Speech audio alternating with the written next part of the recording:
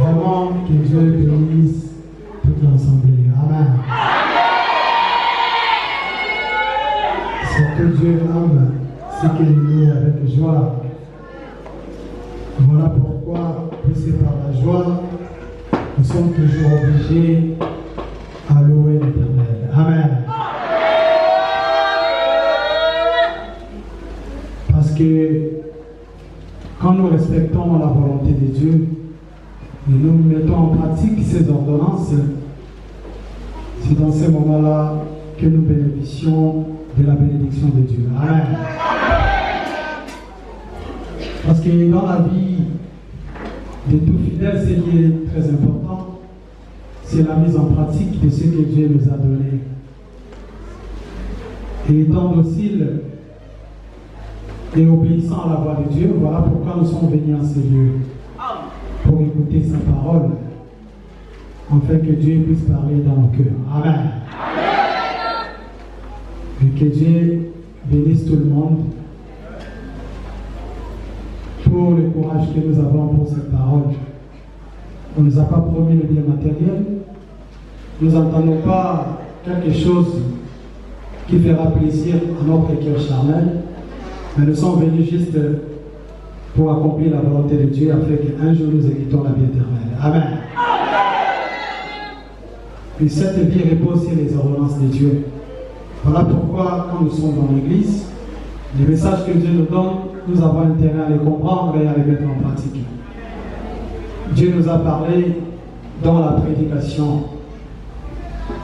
Ce qu'il attend de nous, que nous comprenions son message.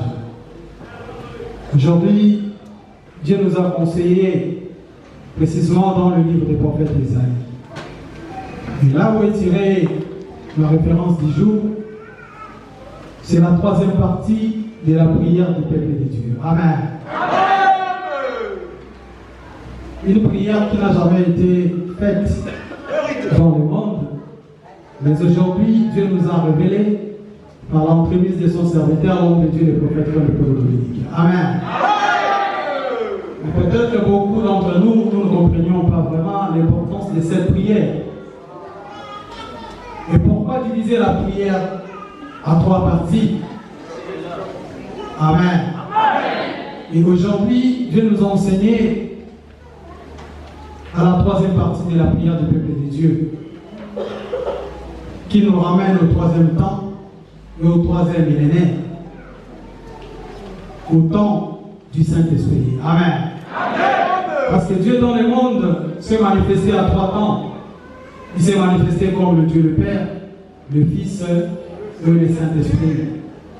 Alors la troisième partie du peuple de la prière du peuple de Dieu nous ramène au troisième temps, le troisième millénaire. Amen. Les temps du Saint-Esprit. Au commencement de cette prière, qu'est-ce qui est écrit? La vache et l'ours auront un même pâturage. Alors que le troisième temps, ou le troisième millénaire, le temps du Saint-Esprit, Dieu voulait ramener le peuple de Dieu aux anciens jours. Il voulait restaurer et rétablir les jardins d'Éden. Là où il y avait l'harmonie au milieu des êtres vivants. Amen. Là où il y avait l'amour. Lorsqu'on fait le récit du jardin d'Éden, ce n'est pas un jardin charnel, mais c'est la pensée de Dieu que Dieu voulait révéler à son peuple, afin que le peuple de Dieu comprenne comment est-ce que Dieu voulait que les êtres vivants vivent dans le monde. Amen. Lorsque nous regardons le livre de Genèse, on nous dit qu'au commencement, Dieu créa les cieux et la terre. La terre était informe et vide, et il y avait du ténèbre à la surface de l'abîme. Et l'Esprit de Dieu s'est mouvait au-dessus des eaux. Amen. Mais pourquoi parler du forme de la terre? Mais pourquoi la terre était forme. Il faudrait maintenant donner la forme à cette terre qui était informe. Amen. Mais pour que cette terre puisse avoir une forme, premièrement, Dieu avait créé la lumière. Qu'est-ce que Dieu avait dit? Que la lumière soit. Et la lumière fut. Et avant la lumière, c'était quoi? Amen. Amen, peuple de Dieu. Parce qu'il y avait la présence de Dieu qui est lui-même lumière. Mais pourquoi encore parler d'une autre lumière? Parce que quand on parle de la terre, on ne voit pas cette terre charnelle, mais on voit premièrement la personne de l'homme. Amen. Amen. Quand Dieu avait créé l'homme, il n'avait pas toutes les facultés de la connaissance de Dieu. Dans l'homme, il y avait l'ignorance. Dans l'homme, il y avait encore un vide qui n'était pas rempli. Mais il faudrait que ce vide soit rempli de la connaissance de l'Éternel. Alors, où s'est trouvé ce vide? Où s'est trouvé le vide qui était dans l'homme? C'était dans la pensée de l'homme. Amen. Voilà pourquoi on nous dit qu'il y avait du ténèbre à la surface de l'abîme. Et la lumière que Dieu avait créée, c'était une forme de connaissance qui devait éclairer l'homme, afin que l'homme puisse avoir la plénitude de la connaissance de Dieu. Amen. Amen, peuple de Dieu. Amen, la famille du Christ. Donc nous devons comprendre qu'avant d'entrer dans cette église, tout et chacun de nous était informe et vide. Pourquoi nous étions informes? Parce que nous n'avions pas reçu la forme de Dieu. Amen, peuple de Dieu. Nous n'avons pas reçu la connaissance de Dieu parce qu'il y avait le ténèbre en nous. Cette ténèbre représente l'ignorance que nous avions pour la connaissance de Dieu. Amen. Il faudrait que nous recevions la lumière. Et cette lumière vient de paraître dans cette église. Amen. Voilà pourquoi là où on a tiré les références du jour, qu'est-ce qu'on nous dit? Amen, peuple de Dieu. Amen, la famille du Christ. Et papa, si nous avons très bien suivi la prédication du jour est tirée dans les livres d'Ésaïe, qu'est-ce qu'on nous dit sur les passages qu'on a lus? Amen. Il ne se fera ni tort, ni dommage sur toute ma montagne sainte. Pourquoi? Car la terre sera remplie de la connaissance de l'Éternel. Pourquoi il ne se fera ni tort? C'est parce que dans le jardin d'Éden, l'homme avait causé tort aux êtres vivants. Amen. Les torts de l'homme, c'était quoi? C'était les crimes. Les dommages de l'homme, c'était quoi? L'homme avait divisé les êtres vivants. Amen. Les crimes avaient endommagé l'amour de Dieu qui était dans les êtres vivants. Et pourquoi l'homme avait commis ces torts? Pourquoi l'homme avait causé ces dommages? C'est parce qu'en lui, il y avait une ténèbre, il y avait un ténèbre. Et cette ténèbre était l'ignorance. Il ne comprenait pas que le diable qui était venu auprès de lui, il était venu pour que l'homme puisse perdre la puissance que Dieu avait mis en lui. Amen.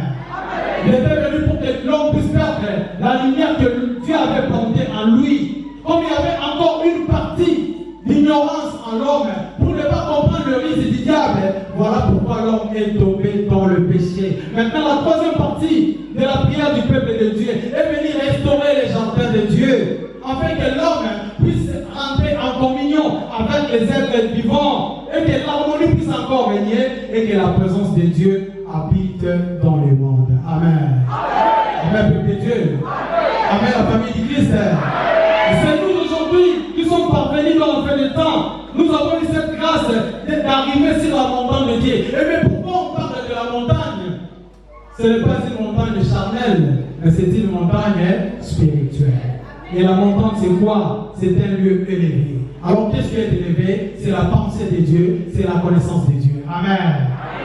Voilà pourquoi dans la Bible, c'est bien même écrit que le diable, quand il avait voulu tenter Jésus, il avait emmené sur une haute montagne. Il avait emmené Jésus dans la pensée. Parce que la pensée a la capacité, la pensée a la possibilité d'arriver partout en un clin d'œil. Amen. Parce qu'il y a des gens qui sont dans l'église, mais par la pensée, ils sont déjà arrivés à la maison. Par la pensée, ils voient déjà peut-être des gens qui les font du mal. Par la pensée, ils voient peut-être les gens qui les doivent. Amen. Voilà pourquoi le diable utilise la pensée pour tordre la compréhension de l'homme. Quand on est à l'église, il amène beaucoup de pensées afin que nous ne comprenions pas la parole de Dieu. Mais comme dans l'église, nous devions être concentrés en écoutant uniquement Dieu. Amen. Amen, peuple de Dieu. Voilà pourquoi on parle de la montagne. Il ne se fera ni tort ni dommage sur toute ma montagne sainte. La montagne de Dieu, c'est cette église. La montagne de Dieu, c'est cette doctrine. C'est une connaissance qui est élevée au-dessus de toutes les connaissances. C'est un enseignement qui est élevé au-dessus de tous les enseignements. Les gens qui ont un enseignement du monde, les gens qui ont une connaissance charnelle, ne peuvent jamais comprendre cette connaissance. Amen. Voilà pourquoi le monde aujourd'hui est confus. Il se pose tant de questions. D'où vient encore cette église? D'où vient cette connaissance?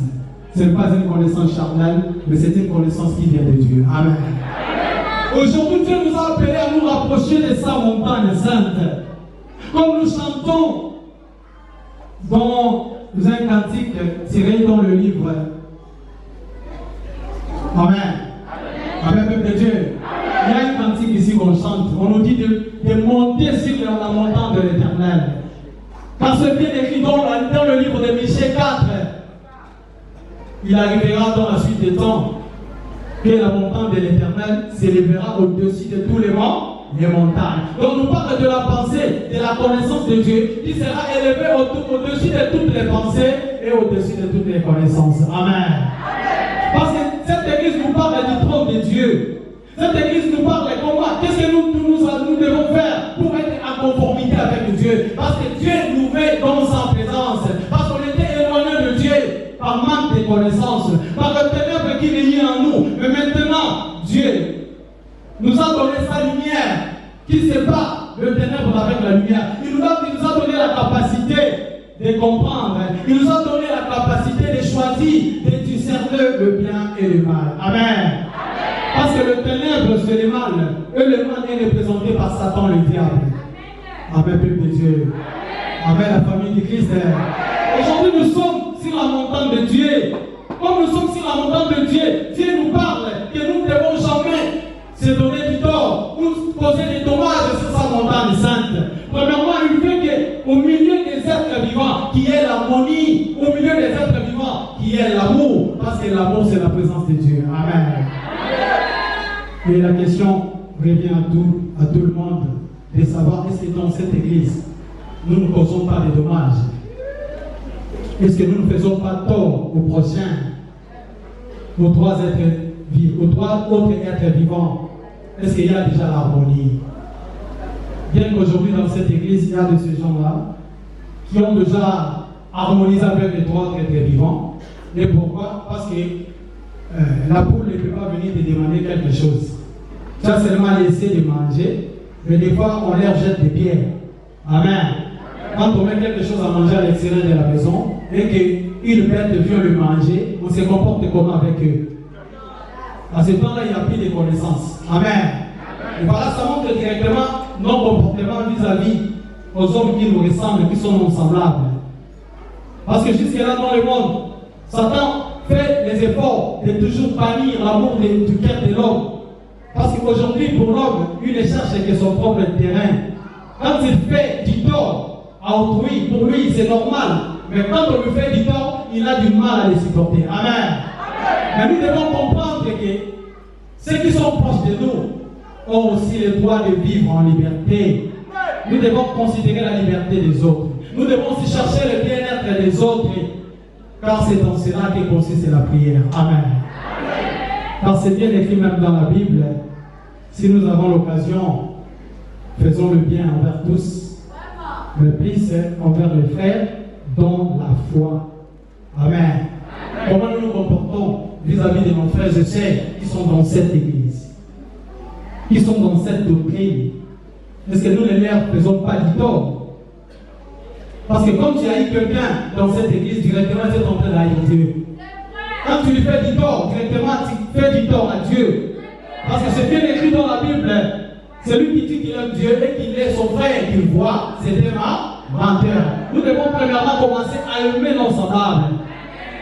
à leur faire du bien, avoir de la compassion pour eux, avoir de l'amour pour eux, parce que nous sommes sur la montagne de Dieu. Parce que sur la montagne de Dieu, qu'est-ce qui règne? C'est l'harmonie et l'amour. Amen. Amen, peuple de Dieu. Et c'est ce que Dieu recherche au milieu de son peuple. Ne soyons pas un peuple pervers qui honore Dieu que de lèvres, mais à l'intérieur de nous.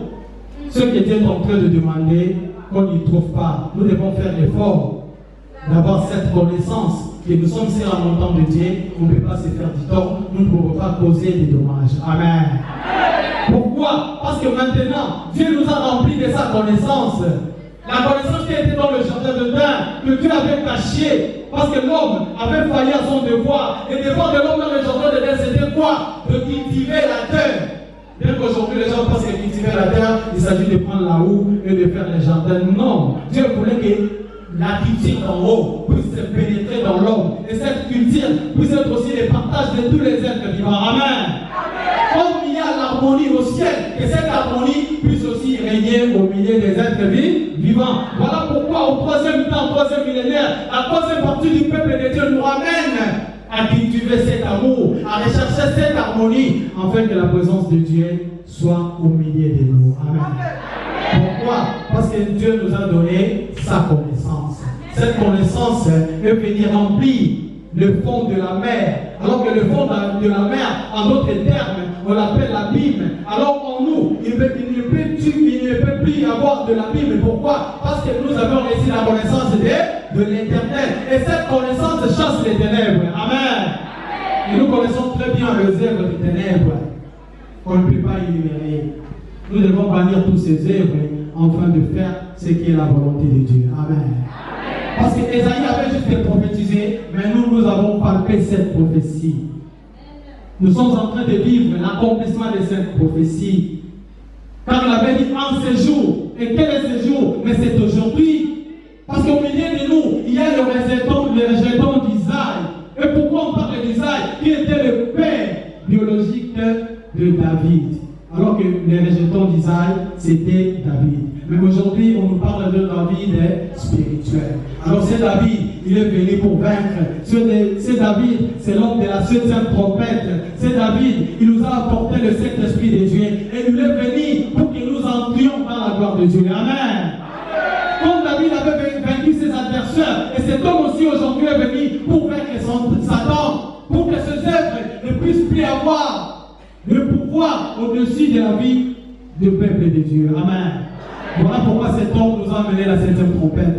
Et cet homme, c'est l'homme de Dieu, le prophète, comme le Colonel. Voilà pourquoi on parle de ces jours. En ces jours, les rejetons d'Isaïe sera là comme une bannière pour tous les peuples. Aujourd'hui, Dieu, s'il a compassion des humains, c'est en travers cet homme. Parce qu'il avait vu en lui la beauté, l'amour de Dieu. Amen. Et Dieu s'est incarné à lui pour sauver son peuple. Voilà pourquoi il y a des témoignages à son nom. Partout où nous sommes, nous vivons la gloire de Dieu à travers l'homme de Dieu. Il se présente pour nous délivrer. Il se présente pour nous secourir.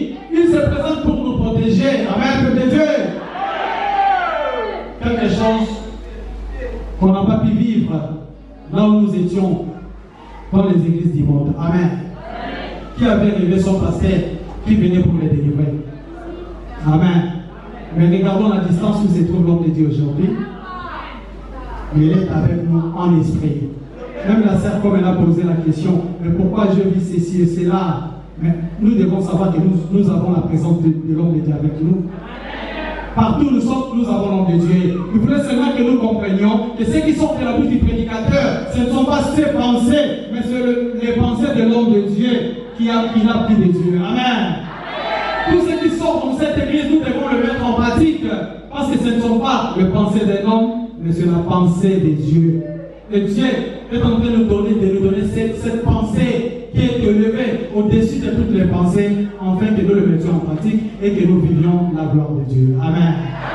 Et le dont d'Isaïe aujourd'hui, c'est l'homme de Dieu, le prophète connu de Paul Dominique, qui est comme une bannière pour nous, qui est venu pour nous sauver, qui est venu pour nous délivrer. Amen, peuple de Dieu. Amen, la famille du Christ. Et les nations se tourneront vers lui. Voilà pourquoi cette église n'est pas juste venue pour une seule nation. mais c'est béni pour toutes les nations du monde. Voilà pourquoi nous avons chanté les cantiques nouveaux. Les cantiques nouveaux. Parce que nous avons vu la gloire de Dieu. Nous avions témoigné la puissance de Dieu. Nous avons contemplé le merveille de Dieu qu'il avait caché pour nous. Et maintenant, il les a révélés. Pourquoi? Parce que c'est le temps de l'accomplissement de ces choses. Amen. Esaïe qui avait seulement prophétisé, mais nous aujourd'hui, nous vivons cette prophétie au milieu de nous. Parce que l'homme de Dieu, c'est une bannière pour le peuple. Et toutes les nations se tournent vers lui pour écouter la parole de Dieu, pour entendre la connaissance de Dieu. Amen, peuple de Dieu. Voilà pourquoi nous chantons un cantique. Devant lui, les rois fermeront la bouche. Quand ils entendront ce qui ne leur avait point été rencontré. Amen. Et tous les rois de la terre, on ne parle pas des rois charnels. Les rois, ce sont des autorités qui ont pris l'Église comme une propriété privée. Quand ils entendent la parole qui sort de la bouche de l'homme de Dieu, ils sont étonnés. Ils se posent des questions. Mais celui-là prêche dans quelle Bible? Quelle est la Bible qu'il est en train d'utiliser? Mais c'est la même Bible qu'ils ont utilisée. Mais comme ils n'avaient pas le Saint-Esprit en eux, mais maintenant Dieu a envoyé son Saint-Esprit par l'entremise de l'homme de Dieu pour nous expliquer les choses qui étaient cachées. Amen. Amen. La famille du Christ. Voilà la gloire de Dieu s'est manifestée au milieu de nous en travers l'homme de Dieu. Voilà pourquoi il y a tant de témoignages à son nom. Dieu est en train de témoigner à son serviteur pour montrer au monde qu'il n'est pas venu de lui-même, mais c'est Dieu qui l'a envoyé. Amen. Peuple de Dieu, que la grâce de Dieu soit avec tout le monde. Comprenons cette connaissance que Dieu nous a donnée. Ce sont des choses que le monde n'a jamais entendues. Mais pour nous, nous avons eu cette grâce de monter sur un montant de l'Éternel. Nous devons aiguiser nos pensées. Ne marchons pas selon la pensée charnelle, mais sur la montant de l'Éternel, œuvrons pour la gloire de Dieu. Soutenons l'œuvre de Dieu. Appliquons-nous, efforçons-nous à faire ce qui est sa volonté. Parce que c'est à cela que nous sommes appelés dans cette église. Amen. Parce qu'à faisant cela, nous allons sauver nos âmes et nous hériterons les royaumes des cieux. Mais en faisant des choses qui ne plaisent pas à Dieu, cela ne nous apporterait rien. Parce que marcher selon le monde, c'est ce qui tue. Marcher selon le monde, c'est ça les ténèbres. Mais nous ne sommes plus les enfants du ténèbre, mais nous sommes les enfants de la lumière. Et la lumière de Dieu consiste à faire toutes sortes de bonnes œuvres. Amen. S'il n'y a pas de bonnes œuvres à nous, nous sommes encore dans les ténèbres. Parce que c'est les ténèbres qui divisent. C'est les ténèbres qui jalousent. C'est les ténèbres qui désorientent. Mais nous sommes dans la lumière et forçons-nous de pratiquer des bonnes œuvres. Parce que si la montante de l'Éternel, nous ne pouvons plus pratiquer les œuvres que nous pratiquions avant d'être dans cette montagne. Nous avons abandonné des montagnes qui ne nous ont pas menés vers Dieu, des montagnes charnelles qui ne nous montraient qu'à travailler ou à prier Dieu pour la chair. Mais nous sommes venus dans cette montagne spirituelle où il y a la pensée de Dieu pour que nous puissions faire la volonté de Dieu un jour, même si les corps charnels meurent et que nos esprits héritent la vie éternelle. Amen. Car c'est ce qui est très important pour l'homme. Parce que Dieu peut nous donner toutes sortes de bonheurs charnels, mais un jour, cela restera. On ne va pas en bénéficier. Mais ce qui est plus important, c'est la vie éternelle. Et la vie éternelle réside à comprendre la pensée de Dieu, à comprendre la volonté de Dieu, à pratiquer l'amour, à matérialiser cet amour. Nous devons montrer réellement à Dieu que nous avons compris sa parole. Il faut qu'au milieu du peuple de Dieu, que Dieu voit que ses enfants sont en communion. Ils n'ont qu'une seule pensée. Qu'au milieu des enfants de Dieu, il n'y a plus de jalousie, qu'il n'y a plus de guerre, qu'il n'y a plus de médisance, qu'il n'y a plus de comportement qui font honte à la parole de Dieu. Mais qu'il y ait seulement les actions de grâce. Amen. Car c'est ce que Dieu attend de nous. Que la grâce de Dieu soit avec tous. Que son amour puisse demeurer avec nous. Qu'il nous donne la capacité, la compréhension, le discernement de sa parole, afin que nous puissions toujours marcher selon sa volonté. Amen. Amen. Voici les tabernacles de Dieu avec les hommes. Il habitera avec eux, ils seront son peuple et lui-même sera avec eux. Amen. Amen.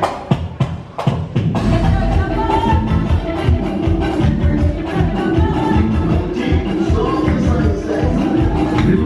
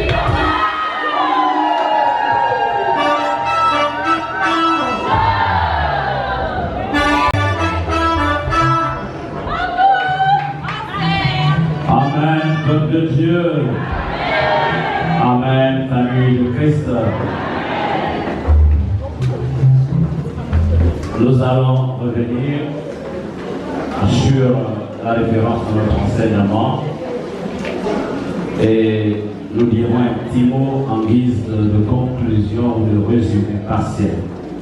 Nous avons été enseignés dans le livre du prophète Isaïe en son chapitre 11 au verset 9 à 10.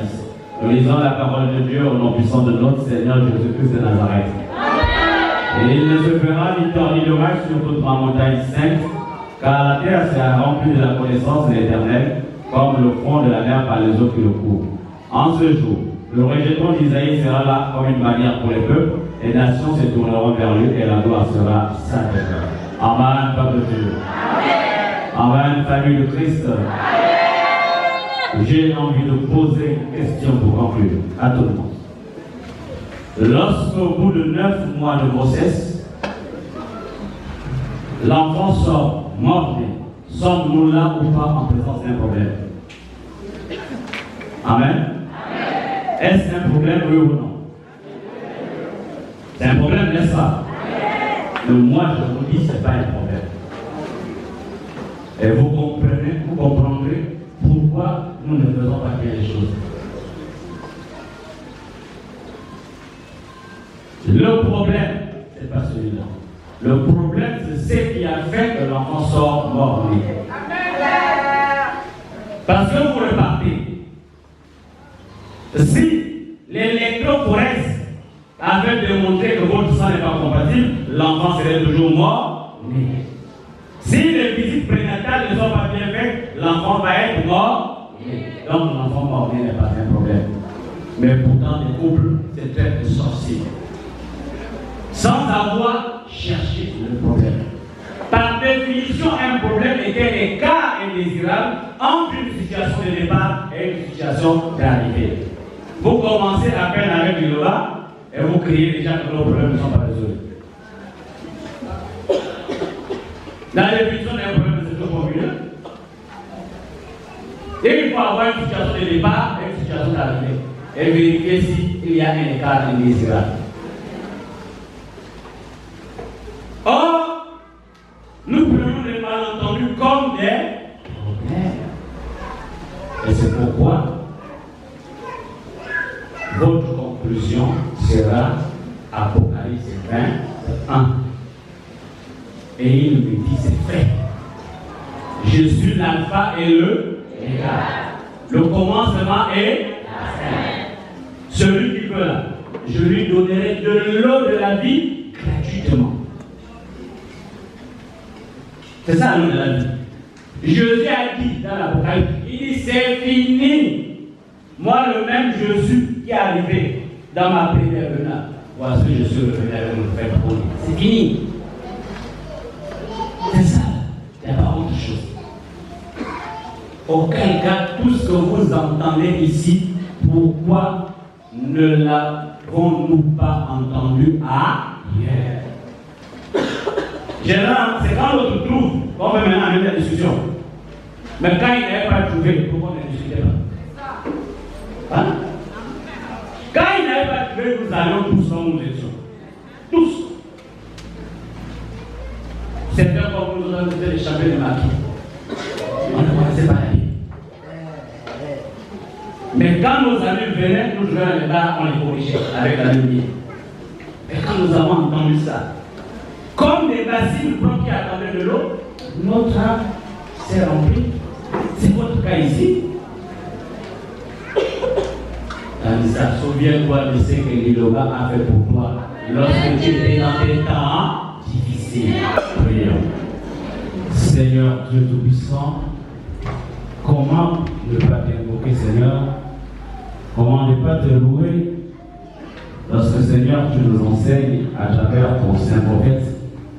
Comment ne pas être reconnaissant, Seigneur, lorsque tes instructions et tes paroles nous viennent à travers ton saint prophète Colodomnique comme la pluie et la rosée. Seigneur, mais cette pluie et cette rosée qui sont en réalité les eaux spirituelles ont besoin d'un accompagnement, ont besoin que ton Esprit Saint et ton amour soient au contrôle de toutes choses, afin que ces deux instruments spirituels que tu as mis à notre disposition puissent nous aider à te comprendre, puissent nous aider à mettre en pratique ta parole, puissent nous aider à faire face aux difficultés, aux tumultes de la vie, puissent nous aider à comprendre que toute situation qui nous arrive dans la vie ne peut pas nous amener au-delà de notre nature humaine, si tant est que Dieu n'a pas décidé. Pour que nous puissions comprendre, Seigneur, que parfois nous nous inquiétons pour rien, alors que la solution est à côté de nous, alors que la résolution du problème est tout proche. Seigneur, donne-nous le discernement, donne-nous l'intelligence, donne-nous la force de te servir, de faire des œuvres dans ta maison, de bâtir ton Saint-Temple, de faire honneur à ton Saint-Prophète.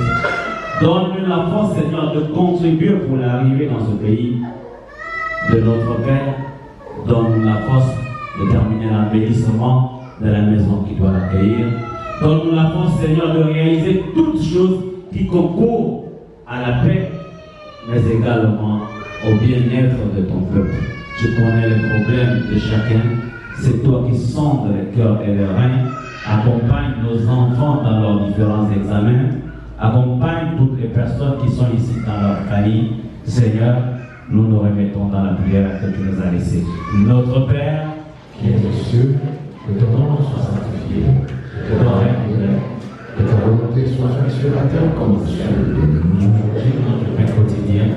Pardonne-nous nos offenses, comme nous pardonnons aussi à ceux qui nous ont offensés. Ne nous aide pas à la tentation, mais délivre-nous du mal. Car c'est de toi la partie, le règne, la puissance et la gloire au siècle des siècles. Amen. la ville sainte. La ville sainte. Apocalypse 21, 8, 23. La Sainte Église. Son Dieu,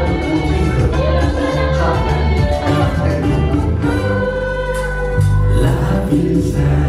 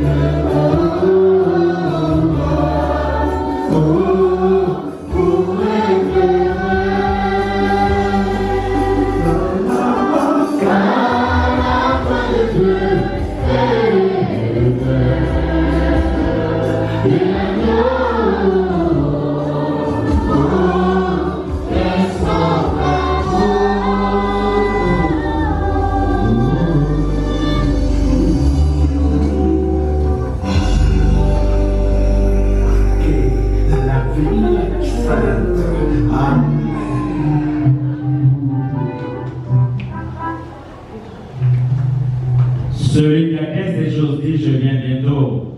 Amen. Oui, Seigneur Jésus-Christ. Que la grâce de notre Seigneur Jésus-Christ de Nazareth soit avec tous. Alléluia. Saluez-vous les uns les autres par une sainte main.